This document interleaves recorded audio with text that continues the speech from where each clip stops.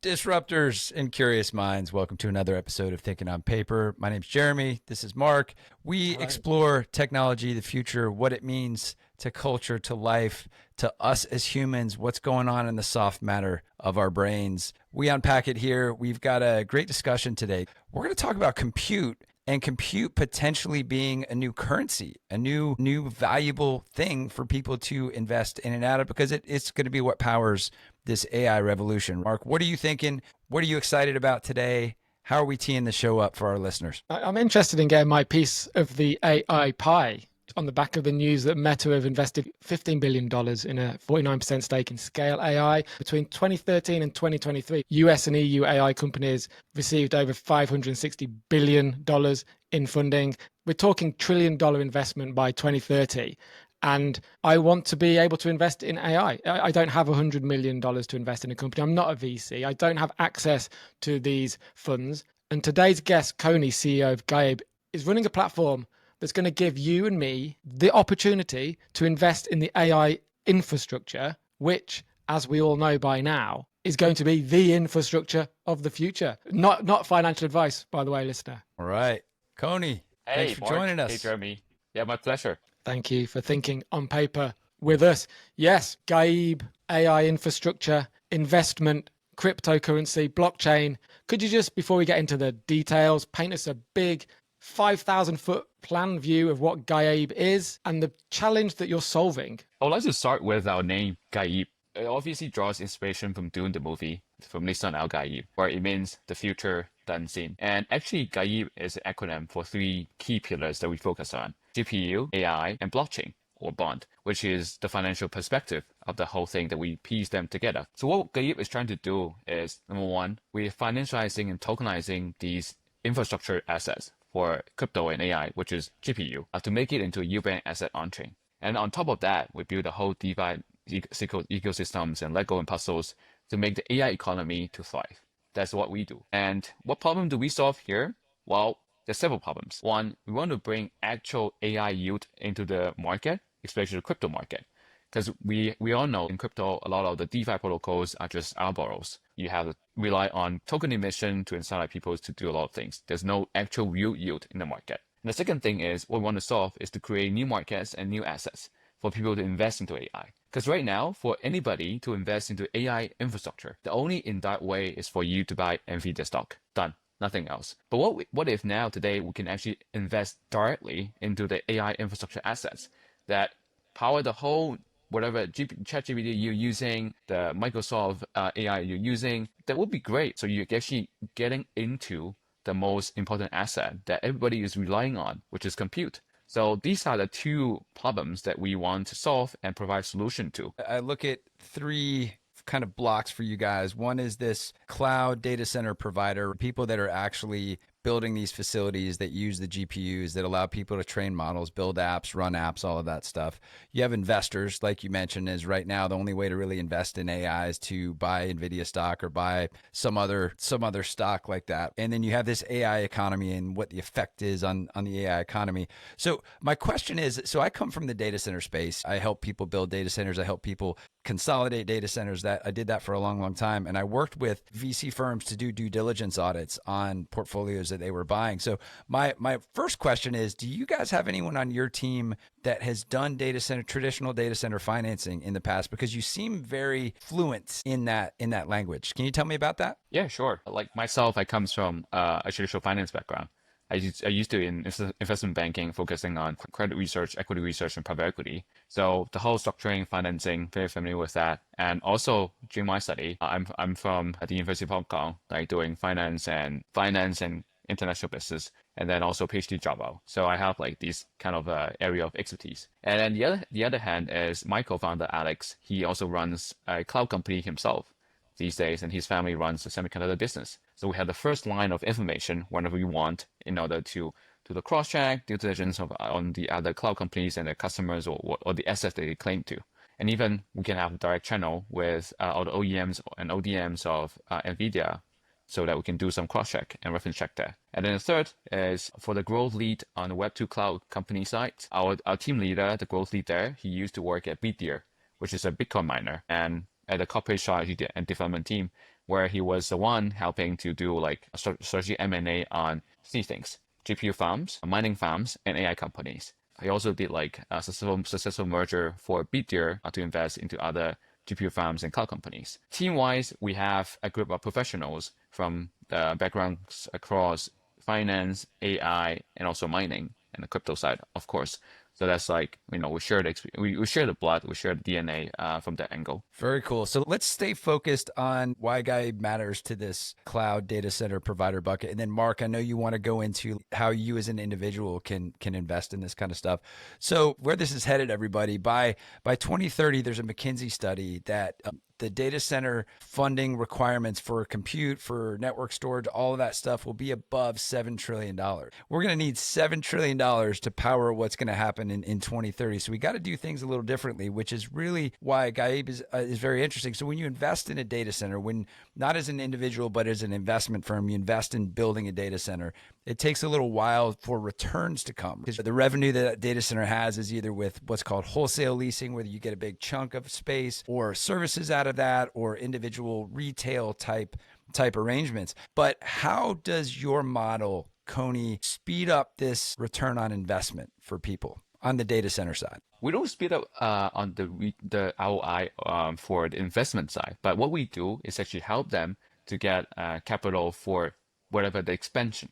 So that's what we do. And then for data center, so we work with two types of companies. One is data centers, the other is cloud company. So data centers are the one who lease the shelf space to all these cloud companies who want to put the GPUs in. And the other one is the cloud company who's actually buying, hosting, and putting the GPUs into the data centers. So our key focus, both of them can be our customer, because sometimes data centers will vertically to integrate to provide cloud services as well.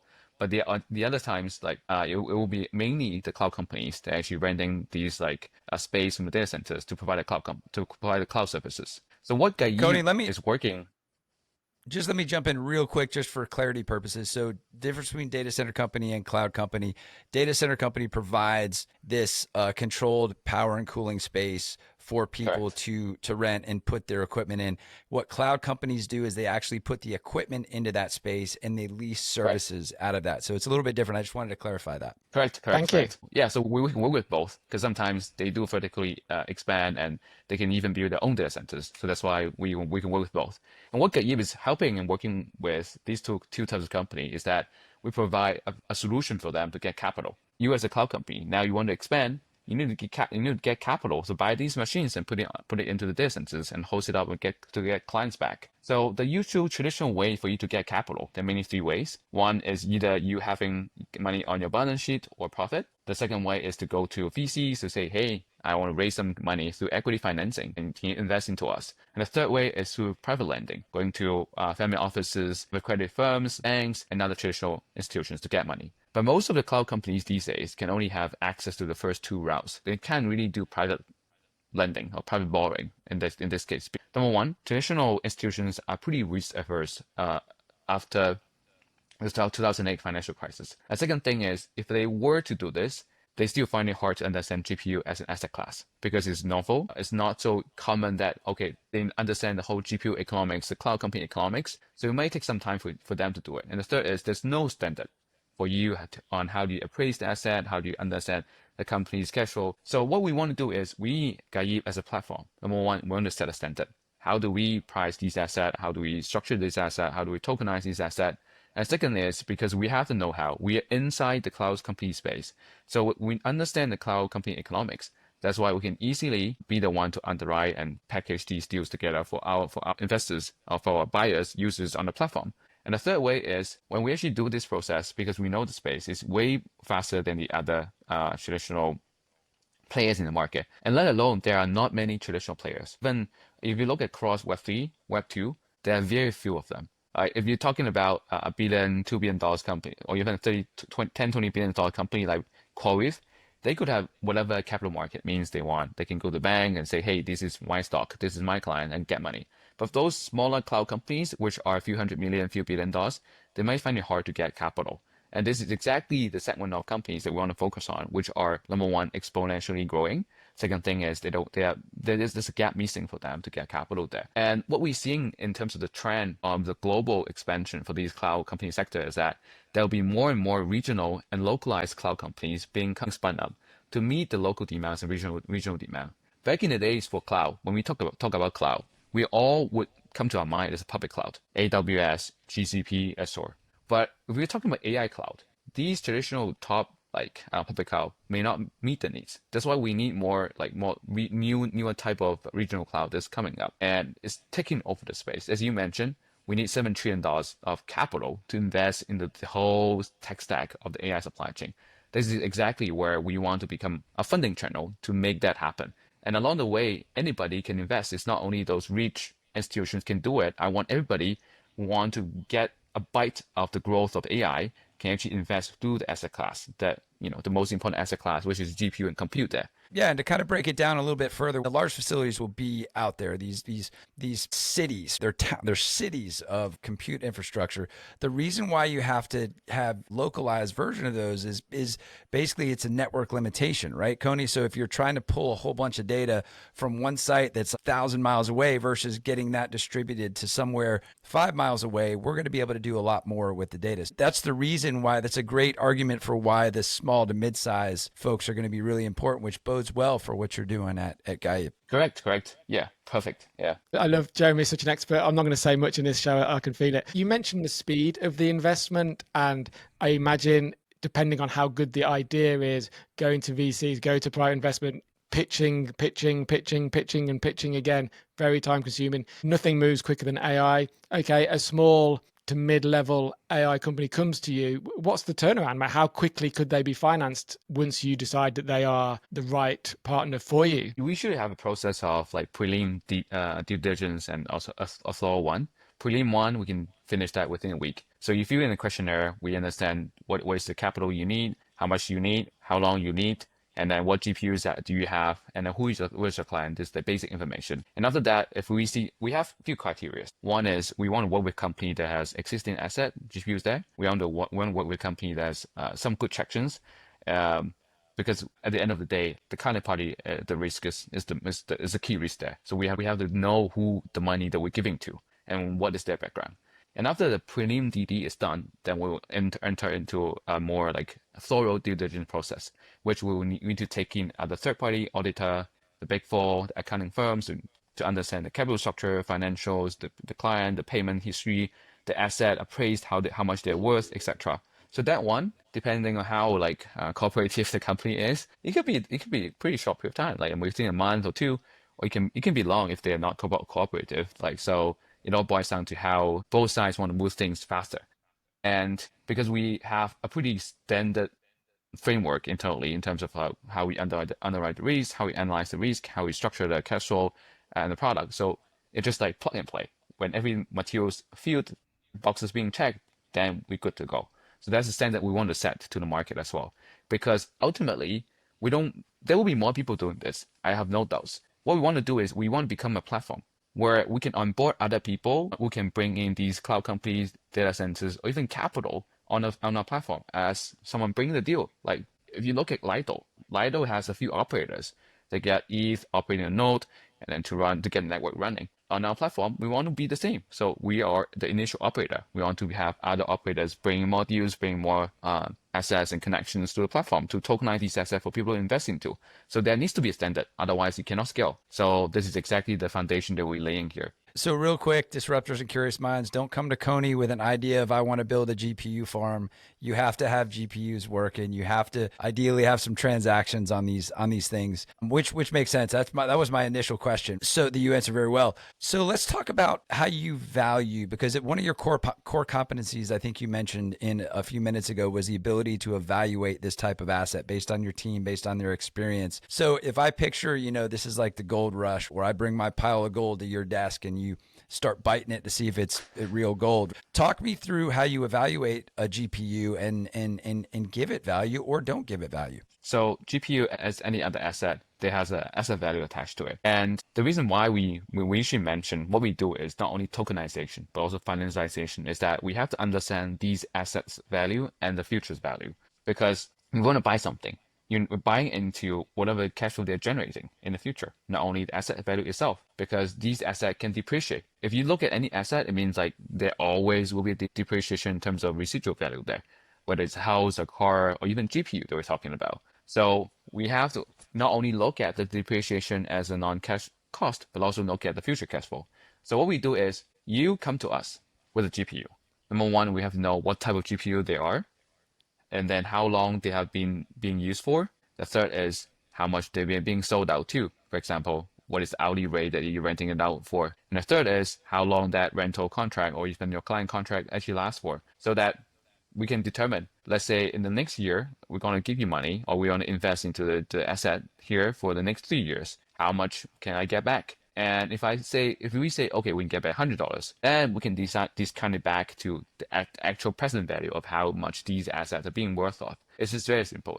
We have done the same like asset value appraisal for any asset class out there: aircraft, cars, houses, even other equipments. So we can apply the same principle on GPU assets. How did GPU service contracts come into the valuation of them? GPU service contract actually is the revenue part. So if you look at an asset, there has to be a few parts. One is on the revenue, the other side is cost. So these GPU service contract, they are the revenue part where they drive the return of these asset value. So there are usually two models of how these GPUs being used for. One is called reserved model, meaning, hey, I ran your GPU for 3 years. Whether I use it or not, I still have to pay you. Whether I use at 80%, 90%, 100% capacity, I still pay you how much that I promised for. And then the second way is more on demand, which is for example, you're using AWS. Most of the time you're using on demand, meaning pay as you go, pay as use model, meaning how much you use, how much you pay. That is more short term. You may or may not even have a contract for it. So this usually is the higher price. What we prefer is you have a long-term contract, so that cash flow is more predictable, even to a certain level. And then on the other hand of the calculation on the formula is the cost. So we have to understand like what is the cost to the GPU. For example, the majority of the cost will be like data center cost. If I want to host it, visit, what is the per hour cost to the GPU card there. So by understanding the cost driver, the revenue driver, then we know like how much these assets are worth today, even for the next year, for next 2 years, next 3 years, so on and so forth. So more tangible question to that. Let's say we've got an NVIDIA H100, 30 grand each-ish, right? Give or take. Yeah. So say I have an H100 or H200 that is the revenue that the services off of that have paid it off up to about 70%. So like there's 30% yet to be paid back on the cost. And then Mark has one that has about 80% left to pay back the cost of it. Mine is more valuable than his, right? Correct. Yeah. Got it. Definitely. Okay, let's switch gears a little bit. Let's switch gears going on to this individual investment ability. So you have what if Mark's coming in and he can't buy 1,000 shares of NVIDIA stock, but he wants to get into this game. He's not going to finance a $20 million data center build. So here's a way he can get into it and do it. Is what we're looking at, and I'm just trying to break this down. This might be ridiculously stupid, but is this vehicle kind of like a mutual fund for cash flows of GPUs? Is that ish? That could be a good analogy. So what we introduced in the market right now is called AI. It's called AID, AI dollar, which is a synthetic asset. It functions as a portfolio, essentially a basket of all the tokenized GPU deals. So similar to mutual fund, you have different assets underneath that according to the mix of the portfolio. The same thing here for the AID. We have different types of tokenized GPU assets there. For example, maybe 10% go for a company, cloud company 1, 20% cloud company 2, 30% cloud company 3, and partial of that will be left for liquidity on the T-bill side. So that functions as a portfolio. What you get is a blended yield of the underlying GPU asset there.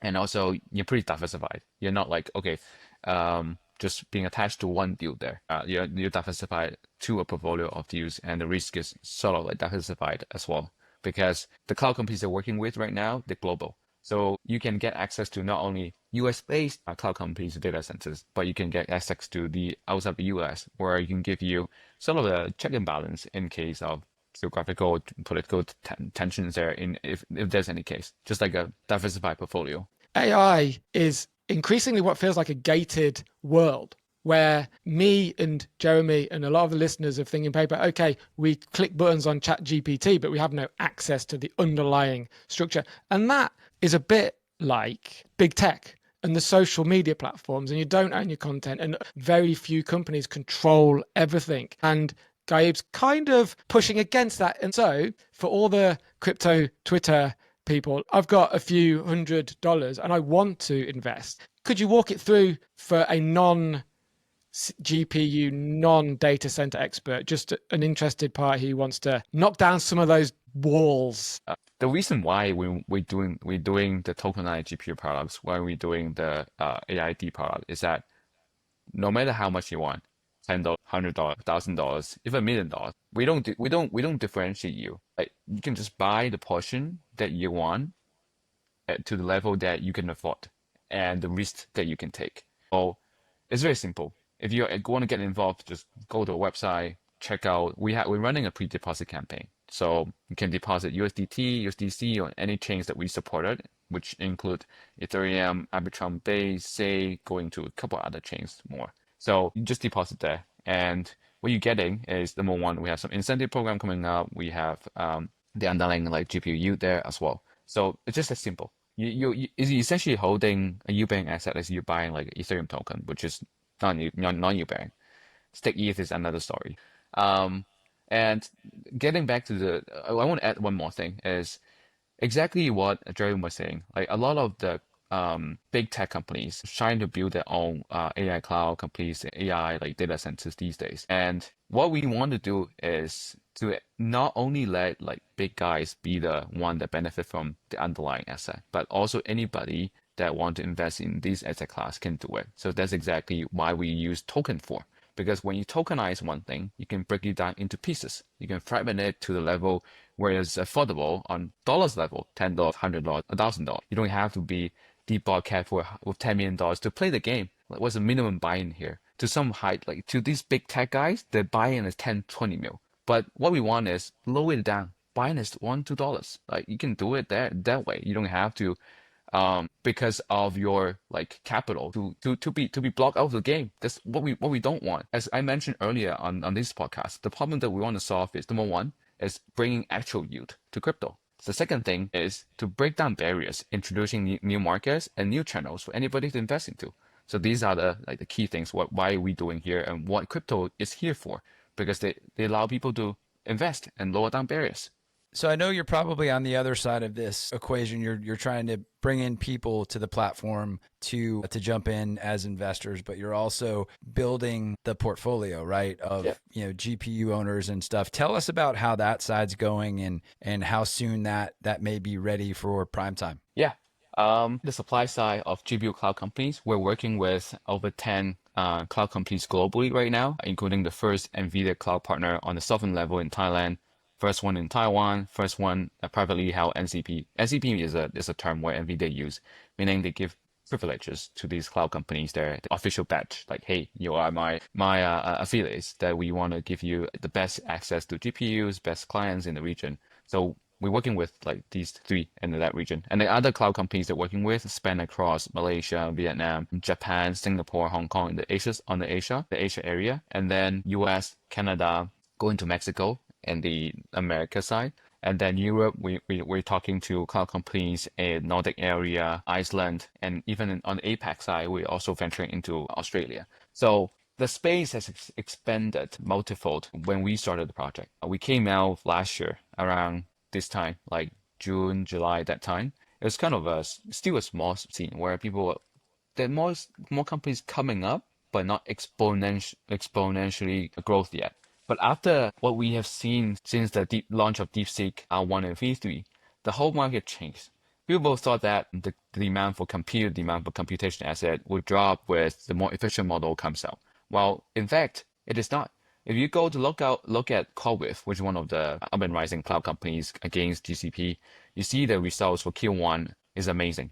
Like, they have significant growth in the first quarter. And there are a lot of other non-listed cloud companies has experienced such growth in just one quarter. And a lot of reason behind is that, number one, I always use this analogy. The invention of steam engine doesn't really reduce the use of coal. but it actually accelerates that. Meaning the more efficient AI model being used, being generated, they actually can drive more demand on the compute side because you can do so much more things right now with lower cost, with more capabilities. That's exactly what happened after DeepSeek R1 comes out. Less Moore's law, more Jevons paradox, right?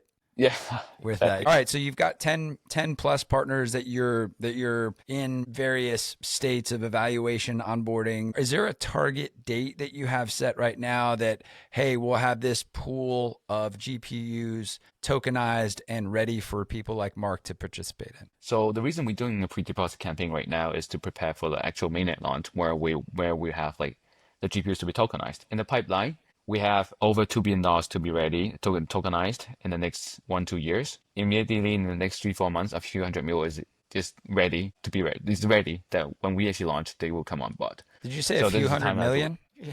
Just a few hundred. He said it in passing. Just a few hundred million, right? But yeah, Well, continue. the TVLs are already like, if you go, you can see the millions that's pouring in. Yeah, so the dollars coming in, and then we are tokenizing it batch by batch. So introducing it gradually on the platform. Yeah. I feel like I have my head around this a lot better than when I jumped in to do my research. So thank you for helping our listeners understand what you guys are doing. I have a hot take question, Mark, that I want to drop into this. Shoot, man, go for it. You're the expert. Definitely tangential, but all right. So we have the news that the Anthropic CEO put out there that basically like, hey, all this talk that we are hearing right now, the stuff's going to happen quicker. Jobs are going to go way faster. Entry level positions are gone. And then you have the NVIDIA CEO kind of clapping back and going, hey, man, you're totally wrong in this. I completely disagree. But the funny thing that I saw was that the NVIDIA CEO or the Anthropic uses Amazon chips and not NVIDIA chips. Talk to me about this. Feels very WrestleMania in a lot of ways. Like, how do you feel about that interaction and discussion? Who do you think is right on the timing of this real impact on human jobs? We're definitely seeing a lot of like more mundane and autonomous jobs being replaced. For example, those low-level summary, content writing, translation to a certain level are being replaced there. And then the other way is not sure whether you pay attention, but it's very funny. In China, robots are cleaning the road right now, not the cleaners, not the workers anymore. So like one machine replaces like 4 workers for cleaning the road in China these days. And then they're like machines, some for gimmick, like brewing your coffee, mixing your tea there, like some for gimmick, but some for like actual like, industrial use these days. So that one Is that more across like China or just in Shanghai? Or is that happening in multiple cities across China? well for the road cleaning, it's happening on multiple cities. And then for the cooking side, it's just like sporadically across China. I mean, even outside of China, we're seeing some adoption there. For example, if you go to New York, go to Los Angeles, you see some machine cafe being spun out. Like, okay, there's robots cooking for you there. So we're seeing some adoption in that in that trend. But whether that's massive, not yet. But on the other hand, the AI adoption on the autonomous driving level, robotaxi is coming. Like Tesla is launching robotaxi. Well, that's and Musk's big play, isn't it? Really, the robo is cheap. Cars are expensive to build. Robo cabs aren't. yeah, But this yeah. all, and it's really interesting. There's some other news that's happening right now. Is pretty timely. Like there's new models that actually allow AIs to do what we do, essentially create a model of the world and then test how the AI could react in that model of the world. Just like I look around the room and I go to navigate across, I create a model of the room in my head. And so this stuff's like actually starting to happen. The humanoid thing is real. We're still trying to get a few more guests in that regard, but our research is hot and heavy in that. I know there's a company, is it Human, that is deploying robots in Spartanburg, South Carolina at the BMW plant. They're doing things that they haven't done before. Amazon's Figure doing that as well. Figure, that's what it was. Figure. Yeah, Yep. Flickr.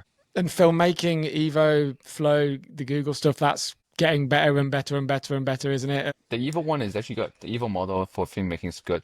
So I mean, for some of these content generation, they're definitely gonna be accelerated for I won't say replacing human, but making human smarter in other ways, like leaving the more mundane and more like time-consuming tasks to the machine, and then you do more creative stuff there. Even if you're talking about like, the supply chain, we want jobs to go back to America, right? And but the fact is, the labor cost is just too high. Maybe we can get some machine to reduce the cost there, and the human can do other things and the whole supply chain. So these we're seeing disruption and not necessarily negative destruction in the whole different types of work variety there. Yeah, this is a very interesting era that we're living in, and I would love to see more innovations in the whole I environment. want to push back on the mundane, because for good or ill, a huge proportion of the planet's population work in mundane, boring jobs, and it puts the food on the table for millions, if not billions, of people. How do we counterbalance that? We can't all chuck in our mundane jobs and get creative. So how do we, or is that just what I call AI collateral damage, and that's just the cost? That is a very spicy take, because when I mention mundane, it doesn't mean like it's a boring thing. It just means it's repetitive. For example, you repeating doing one thing. Maybe machine can do it better, like on a precise level. That's somehow we need to operate that.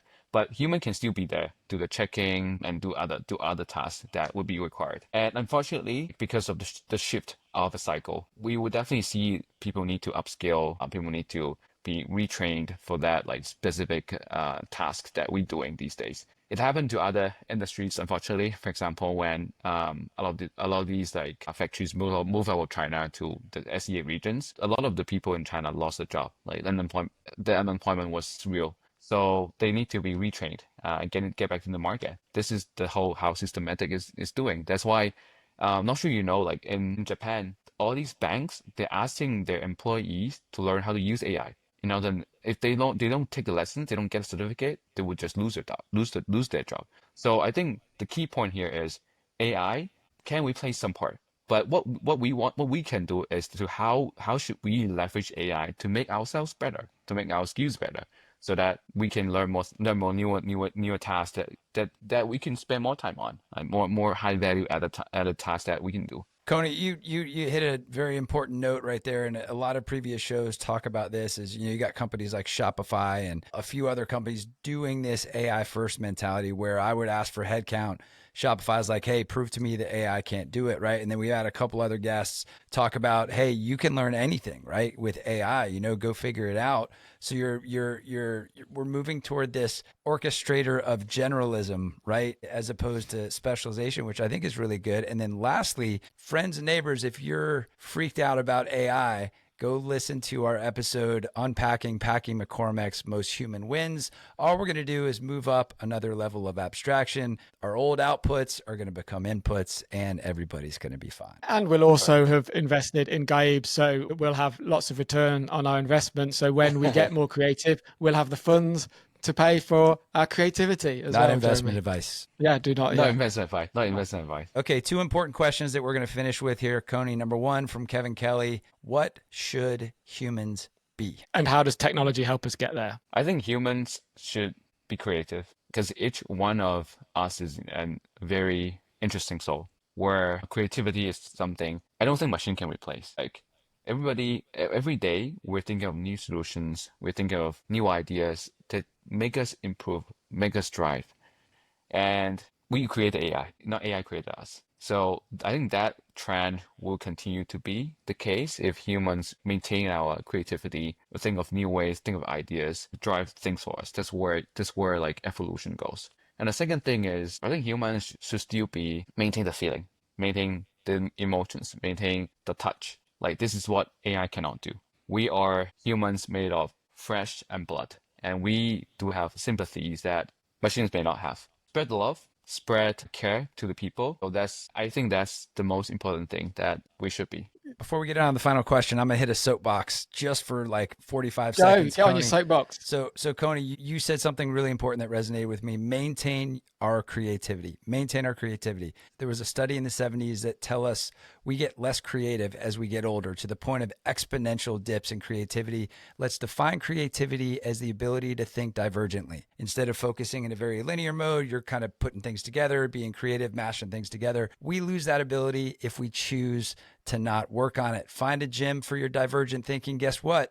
Writing does that. Thinking on paper does that. Mark, your next question. That would be an awesome Instagram short there, Jamie. Well done. Kony also said that we are organic. We are flesh and blood. And that ties in nicely to our book club, Irreducible, where we're talking about consciousness, what it means to be human, and whether AI will ever be conscious if it is not organic. Second question, Kony, we're bringing in the big stuff. Last week, our guest asked this question for future guests. If money and time was not a barrier, what technology would you create? I would say a time machine.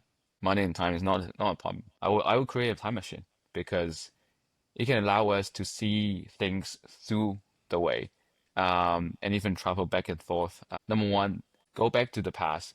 Not to change anything though. Like go back to the past and see and feel what was done wrong. Learn from that. Learning history is one way, but going there, like bringing that scene back, is another thing. And the other way is going to the future. Because it's only when you go to the future, you look back, you realize some of these conflicts, some of these wars may not make sense.